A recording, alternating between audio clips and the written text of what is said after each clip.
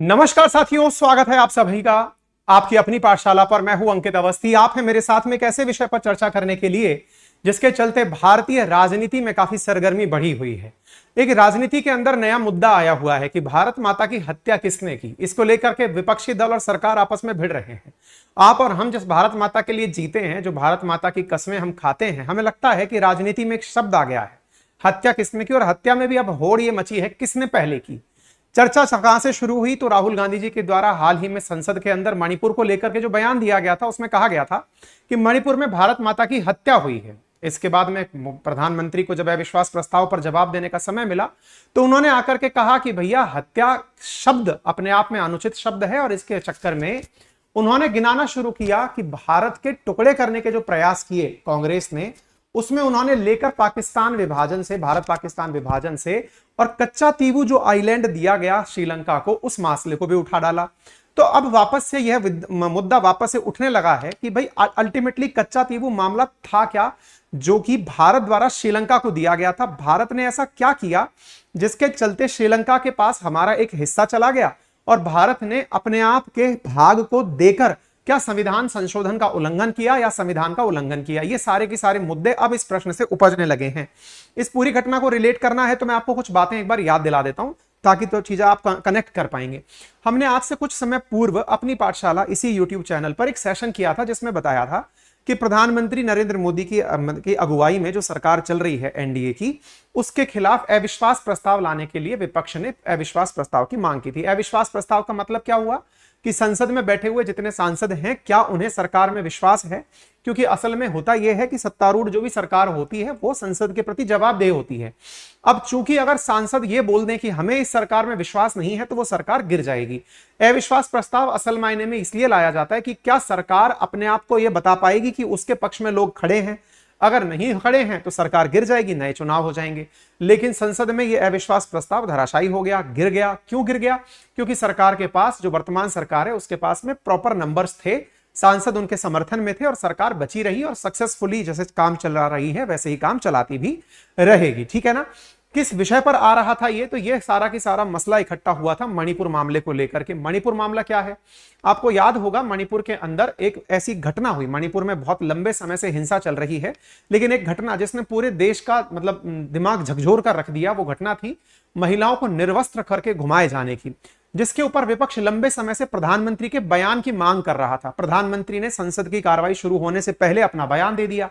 बयान उन्होंने संसद से बाहर दे दिया। इससे और ज्यादा झमेला खड़ा हो गया। इन्होंने ये कहा, पीएम मोदी ने अपने द्वारा मणिपुर मामले में कहा कि परपिट्रेटर्स विल बी सीवियरली पनिश्ड, यानी कि जिन्होंने भी यह घटना की है उन्हें सघन रूप से पनिशमेंट दिया जाएगा। इन्होंने कहा संसद की घटना शुरू होने, संसद की कार्रवाई, मानसून की कार्रवाई में जब ये चर्चा होनी थी उससे पहले ही बाहर जाकर प्रधानमंत्री मोदी उनके सामने, पत्रकारों के सामने बोल दिए कि मेरा हृदय पीड़ा से, क्रोध से भरा है। मणिपुर में जो घटना सामने आई वह किसी के साथ समाज में, सभ्य समाज को शर्मसार करने वाली घटना है। 140 करोड़ देशवासियों को शर्मसार होना पड़ रहा है।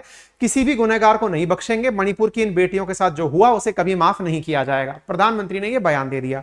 लेकिन विपक्ष चाहता था कि संसद में इस विषय पर चर्चा हो, क्योंकि इतने समय से प्रधानमंत्री का कोई बयान इस विषय पर नहीं आया था। इसलिए विपक्ष ने इस पूरे मुद्दे को संसद के अंदर लेकर आने का प्रयास किया। अविश्वास प्रस्ताव लाया गया। अविश्वास प्रस्ताव के ऊपर वोटिंग हुई। प्रधानमंत्री को बोलना पड़ा। प्रधानमंत्री 2 घंटे 12 मिनट इस अविश्वास प्रस्ताव पर अपनी बातें बोले।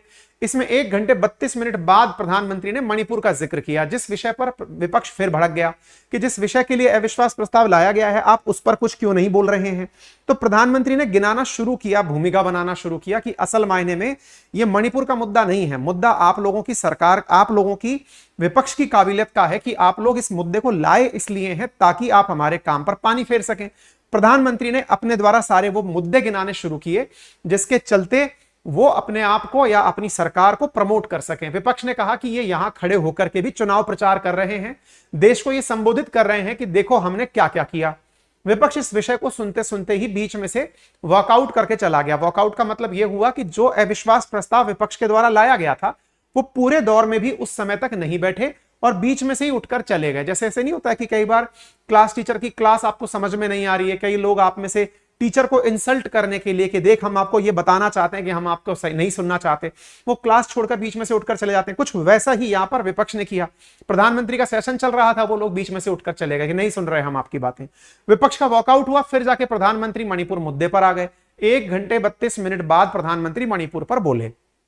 मोदी सरकार ने कहा कि विपक्ष के द्वारा जो लाया गया अविश्वास प्रस्ताव 10 अगस्त को है, वो चूंकि गिर चुका है। मणिपुर पर जब इन्होंने कहा, प्रधानमंत्री ने कहा कि यूपीए को लगता है कि देश के नाम का इस्तेमाल करके, क्योंकि हाल ही में यूपीआई ने अपना नाम बदल करके इंडिया कर लिया है, आपको INDIA मालूम होगा, तो इन्होंने कहा INDIA रखने से उनकी विश्वसनीयता नहीं बढ़ जाएगी।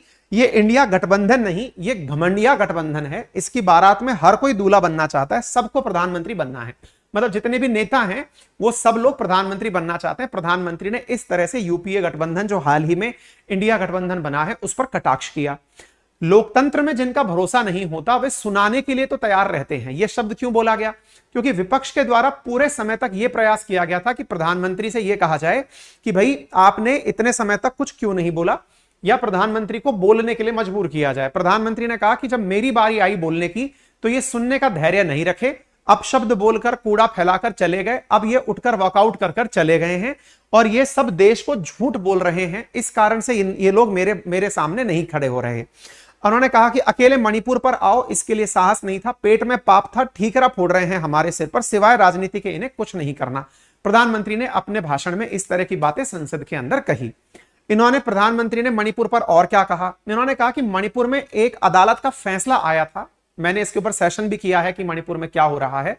हम जानते हैं उसमें पक्ष और विपक्ष में जो स्थितियां बनी, हिंसा का दौर शुरू हुआ, क्योंकि आपको याद होगा कुकी और मैतेई के बीच में आरक्षण को लेकर अदालत के फैसले से यह विवाद तूल पकड़ा था। परिवारों ने अपने स्वजन खोए, महिलाओं के साथ गंभीर अपराध हुए, ये अक्षम्य है। दोषियों को सजा दिलवाने के लिए केंद्र और राज्य मिलकर प्रयास कर रहे हैं। मैं सभी देशवासियों को आश्वस्त करना चाहता हूं, जो कोशिशें चल रही हैं, निकट भविष्य में शांति का सूरज उगेगा, मणिपुर फिर से आत्मविश्वास के साथ आगे बढ़ेगा। मैं मणिपुर के लोगों से कहना चाहता हूं कि बेटियों, माताओं, बहनों से कहना चाहता हूं कि देश और सदन साथ में है, हम मिलकर इस चुनौती का समाधान निकालेंगे, फिर शांति की स्थापना होगी। मणिपुर के लोगों को भरोसा दिलाता हूं कि वो राज्य फिर विकास की राह पर आगे बढ़ेगा, उसमें कमी नहीं रहेगी।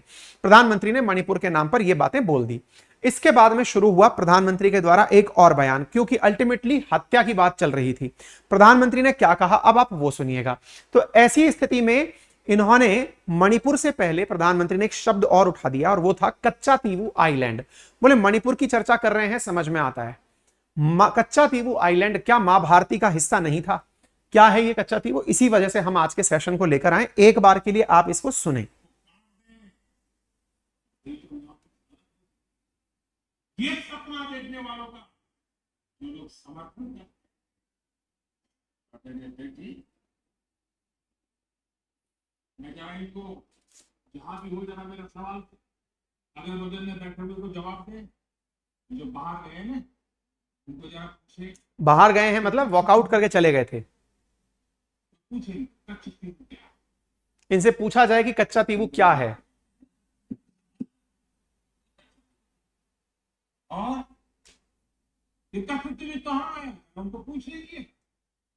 इतनी बड़ी बातें लिख करके देश को गुमराह करने का प्रयास और डीएमके वाले उनकी सरकार, डीएमके तमिलनाडु में जो पार्टी है,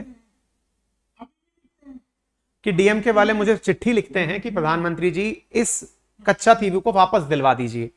तो अब ये कच्चा तीवू क्या है, ये चूंकि आपको जानना चाहिए, इसलिए मैं आपको ये सारी बातें आज के सेशन में बता रहा हूं। तो इसलिए मैंने थोड़ा बैकग्राउंड बताया। अब हम कच्चा तीवू पर आएंगे और उसके पीछे की क्या कहानी है वो बताएंगे। तो प्रधानमंत्री नरेंद्र मोदी ने अविश्वास प्रस्ताव पर बहस में कांग्रेस पर महाभारती को छिन्न भिन्न करने का आरोप लगाया। इस दौरान उन्होंने कच्चा तीवू द्वीप की चर्चा की। इस द्वीप को इंदिरा गांधी सरकार ने 49 साल पहले 1974 में श्रीलंका को दे दिया था।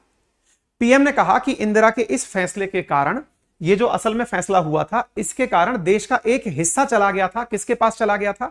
इंदिरा गांधी, मतलब श्रीलंका के पास चला गया था। मां भारती की मौत की कामना करने वालों को बताना चाहिए कि क्या द्वीप मां भारती का हिस्सा नहीं था? मां भारती का हिस्सा था। पीएम ने इस दौरान कहा कि उन्हें तो पता नहीं होगा कि यह द्वीप कभी मां भारती का अंग था। पीएम ने जब द्वीप का हवाला दिया तब कांग्रेस समेत कई विपक्षी दल वॉकआउट कर गए थे। इस पर पीएम ने कहा कि जो बाहर गए हैं उनसे पूछिए कि यह कच्चा तीवू द्वीप क्या है। ये कहां है? यहां इतनी बड़ी बड़ी बातें करके देश को गुमराह करने का प्रयास कर रहे हैं, भारत माता की मृत्यु की कामना कर रहे हैं। ये डीएमके वाले, उनकी सरकार, उनके मुख्यमंत्री आज भी चिट्ठी लिखते हैं कि मोदी जी कच्चा तीवु द्वीप को वापस लाइए। ठीक है, तो अब आपको ये जो भारत मां की हत्या वाला बयान है, ये मैं एक बार सुनवा देना चाहता हूं। सुनिए, राहुल गांधी जी का एक बयान है, उसको सुनिए, जिसमें जैसे मैंने जैसे मैंने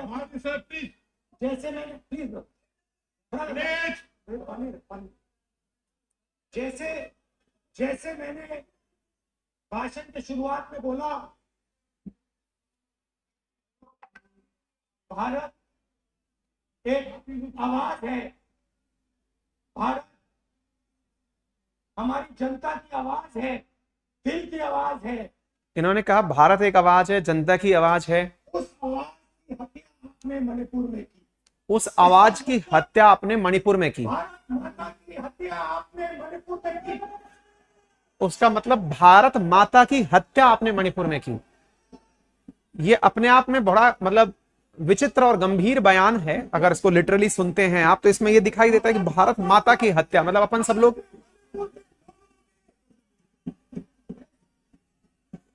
जिस भारत माता को हम लोग जय करते हैं, क्या वो हत्या हो चुकी है? भारत की हत्या की है, ये बयान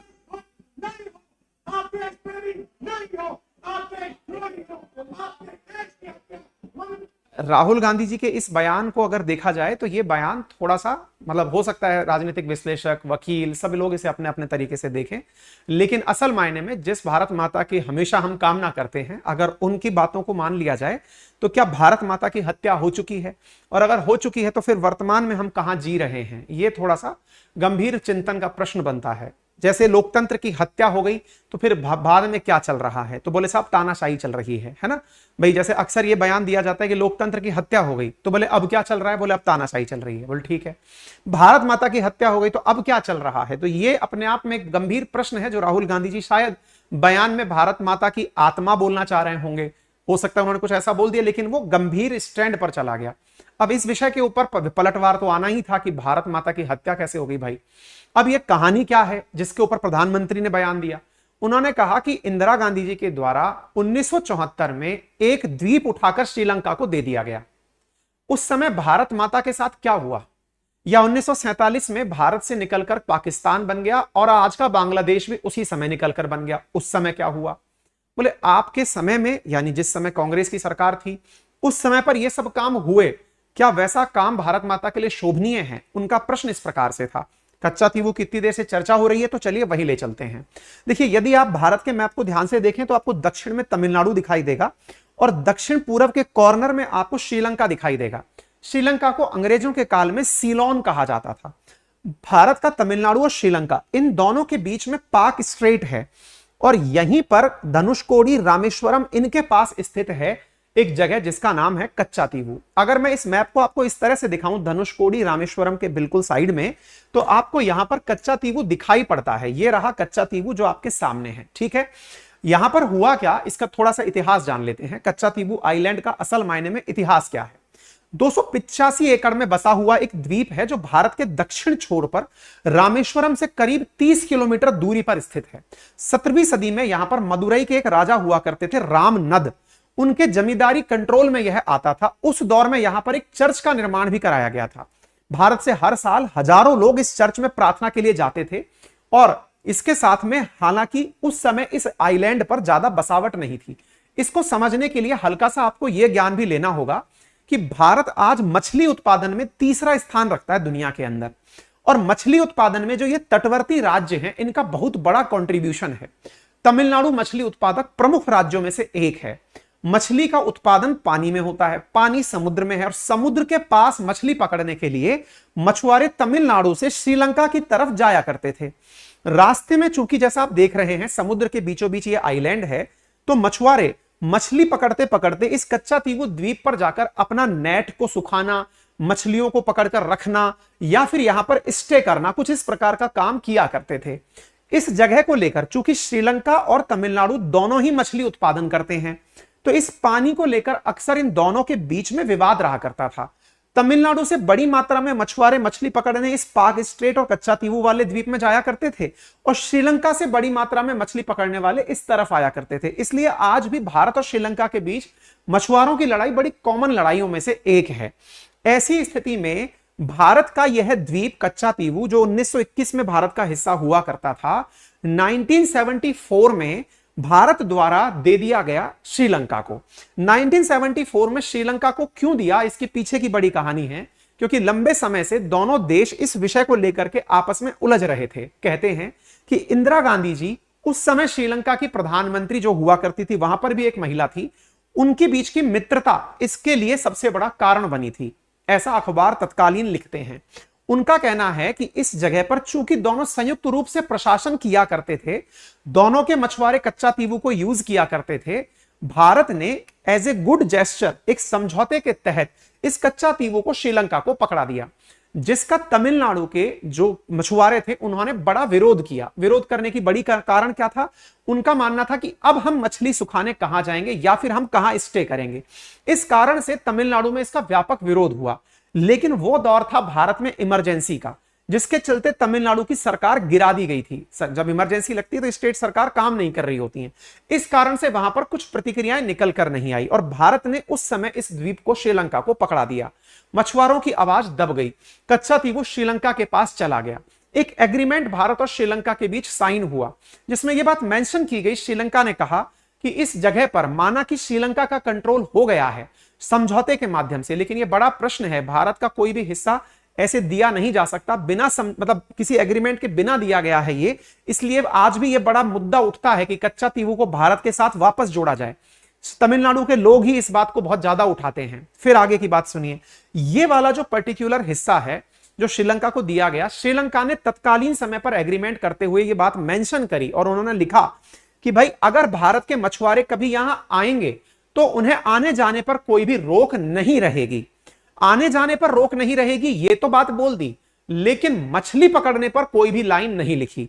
देखिए, कच्चा तीवू आइलैंड के आसपास भी काफी मछलियां उत्पादित होती हैं।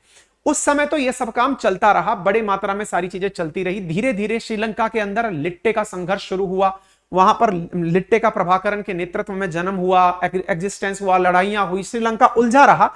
तब तक इस क्षेत्र के मछुआरे कच्चा तीवू का उपयोग भारत की तरफ से करते भी रहे, यह मामला बड़ा नहीं बना।